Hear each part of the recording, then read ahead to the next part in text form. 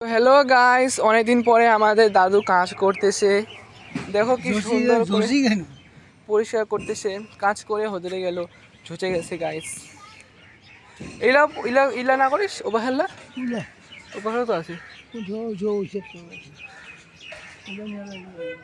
তো দুবা ঘাসগুলো উখড়াই দিল পূজা দেওয়ার জন্য। পূজা দেওয়ার সময় যে লাগেছে তুই কেন উখড়ালো? গাছটা বড় হবে না, এটা তো নাতি ডালি ভাঙিয়া ভাঙিয়া এমন করেছে গাছটা, নাহলে তো বড় হইলে হয়। এইটা গাছে আবাদ গাড়িছি, ওইলা গাছটা পরে গাড়িছি, ওইলা গাছে বড় হয়েছি এইলা গাছের থেকে। মাটি এখন ঘটকে দে না দাদু, ওই মাটিলা মানে ঘটকে দে, তাহলে বড্ড হবে ওইলা ধুনিয়া গাছলা। আর ওইদিকে আমার মা ঠাকুর মুছতেছে, আছে পূজা। ও মা, আজ কি পূজা? হ্যাঁ, কি পূজা রে আজি?